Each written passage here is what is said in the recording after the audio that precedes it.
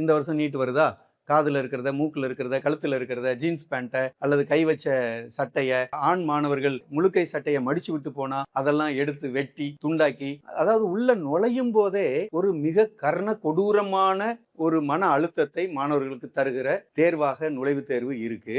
அதை விட கொடுமை, அவங்க எழுதி முடிச்சுட்டு வெளியில வந்தா இந்த கொஸ்டின் பேப்பர் ஏற்கனவே லீக் ஆயிடுச்சு, அதை வச்சு பாஸ் ஆனவன் நிறைய பேர் இருக்கிறான் என்று சொன்னார்.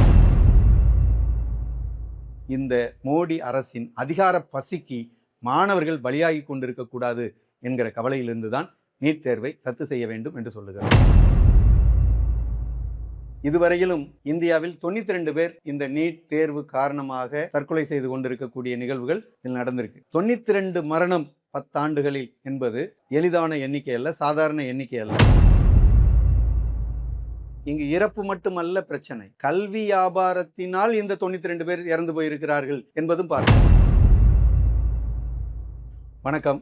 இந்திய முழுவதும் மிகப்பெரிய அளவில் ஒரு குளறுபடி, அது ஊழல், லஞ்சம், லாவண்யம் அல்லது கார்ப்பரேட் பெருங்கொள்ளை அல்லது இயற்கை வளத்தின் மீதான கொள்ளை, இதெல்லாம் எப்படி பேசுபொருளாக மாறுகிறதோ, அல்லது எப்படி ஒரு மிகப்பெரிய பணக்காரர் அது தற்கொலை செய்து கொண்டாலும் அல்லது கொலை செய்யப்பட்டாலும் அதன் மீது நீதிமன்றம் விசாரணை போன்றவை வருகிற போது எப்படி ஊடகங்கள் பெரும் விவாதத்தை நடத்துகிறதோ, அதுபோல பல மடங்கு விவாதிக்க வேண்டிய ஒரு துயரமிக்க விஷயமாக நீட் என்று சொல்லக்கூடிய மருத்துவ கல்விக்கான அந்த நுழைவுத் தேர்வு குறித்த விஷயம் ஒரு விவாத பொருளாக இருக்குது. கிட்டத்தட்ட 2016 இந்த நீட்டுக்கான நுழைவுத் தேர்வு அமலாகி கொண்டிருக்கு. 11 ஆண்டுகளாக இந்த நுழைவுத் தேர்வு நடத்தப்பட்டு வருது. இதுவரையிலும் இந்தியாவில் 92 பேர் இந்த நீட் தேர்வு காரணமாக மன உளைச்சல், தோல்வி, விரக்தி, இவ்வளவு சிரமப்பட்டு படித்து பயிற்சி பெற்று எழுதியும் தான் பாஸாகவில்லை என்கிற ஒரு விரக்தி மன உணர்வில் மாணவர்கள், பெற்றோர்கள் தற்கொலை செய்து கொண்டிருக்கக்கூடிய நிகழ்வுகள் இதில் நடந்திருக்கு. 92 மரணம் 10 ஆண்டுகளில் என்பது எளிதான எண்ணிக்கை அல்ல, சாதாரண எண்ணிக்கை அல்ல.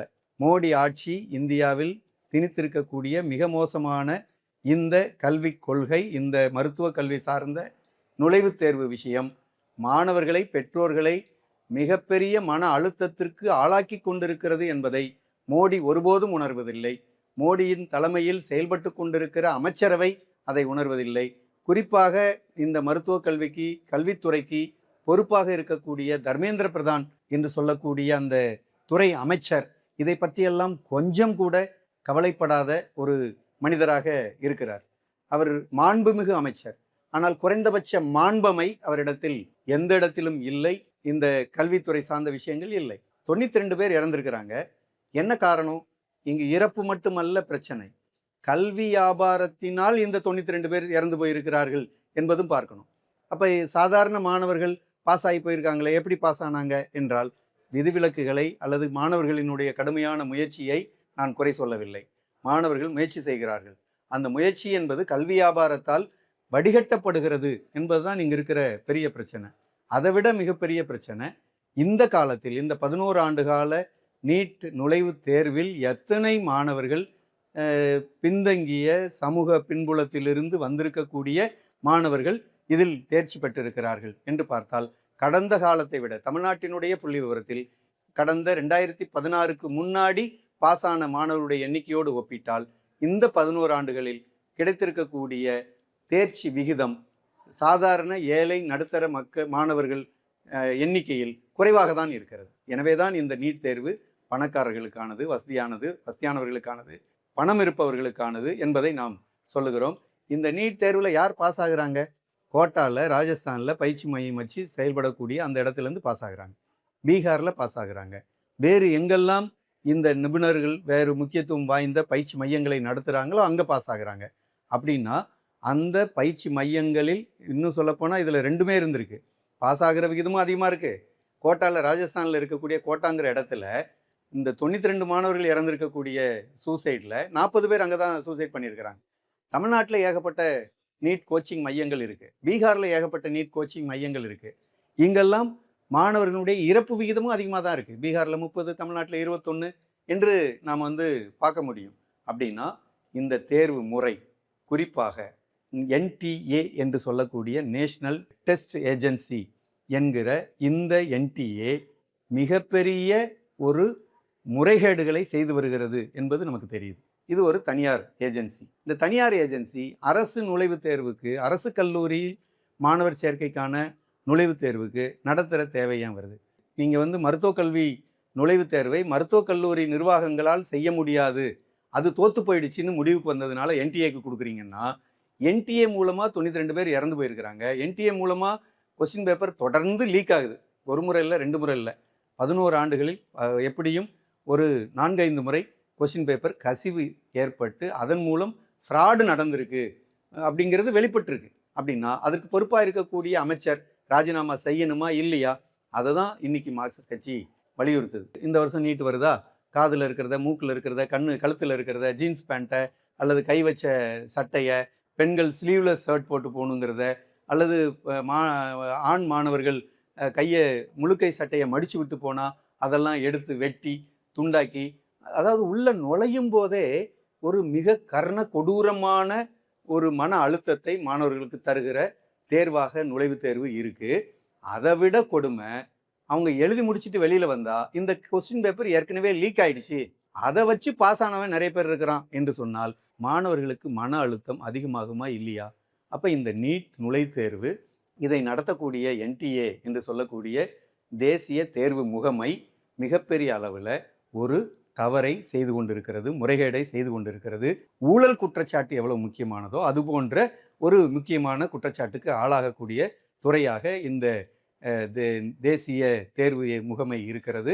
அதற்கு பொறுப்பாக இருக்கக்கூடிய அமைச்சர் இருக்கிறார். எனவே தான் சொல்கிறோம், இந்த துறை அந்த அமைச்சர் ராஜினாமா செய்யணும்.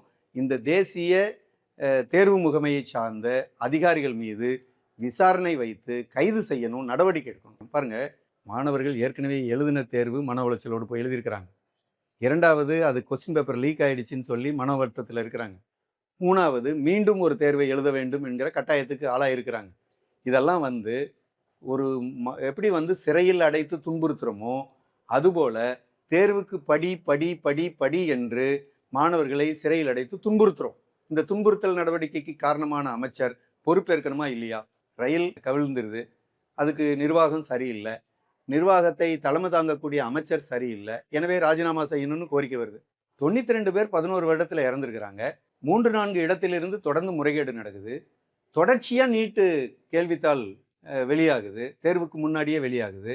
அப்போ இந்த முறைகேடுக்கு பொறுப்பாக இருக்கக்கூடிய அமைச்சர் ஏன் இதுவரை ராஜினாமா செய்ய வேண்டும் என்கிற ஒரு கோரிக்கை வலுப்பெறவில்லை? அதற்கான அழுத்தத்தை மோடி ஆட்சிக்கு ஏன் தரவில்லை என்று மார்க்சிஸ்ட் கட்சி வினவுகிறது. இந்த அடிப்படையில் தான் மார்க்சிஸ்ட் கட்சி தரப்பில் இந்த கேள்வித்தாள் வெளியேறியதற்கு காரணமாக இருக்கக்கூடிய என்டிஏ மீதும் அமைச்சர் மீதும் உரிய நடவடிக்கை எடுக்க வேண்டும் என்று அண்மையில் ஒரு தீர்மானத்தை நிறைவேற்றியிருக்கிறோம். நீட் தேர்வு ஒழிக்கப்படணும். ஏன் நீங்கள் வெறுமனே மாணவர்கள் பாஸ் ஆகி மார்க் வாங்கி உரிய தேர்ச்சி விகிதத்தின் அடிப்படையில் அவர்கள் தேர்வாயிட்டு இருந்தாங்க. நல்ல மாணவர்கள், நிறைய தகுதியான மாணவர்கள், தகுதியான டாக்டர்ஸ் தமிழ்நாட்டில் வந்திருக்கிறாங்க. நீட் தேர்வுக்கு முன்னாடி தான் வந்திருக்கிறாங்க. அமர்த்தியா சென் போன்ற ஒரு பெரிய கல்வியாளர் சொல்லியிருக்கிறார், மற்ற மாநிலங்களின் மருத்துவ மாணவர்களை விட தமிழ்நாட்டிலிருந்து வந்திருக்கக்கூடிய மருத்துவ மாணவர்கள் மிகச்சிறந்த மருத்துவ சேவையை செய்கின்றனர். அதற்கு காரணம் அவர்கள் பின்தங்கிய கிராமங்கள்லேருந்து வந்திருக்கிறாங்க, பின்தங்கிய குடும்பங்கள்லேருந்து வந்திருக்கிறாங்க.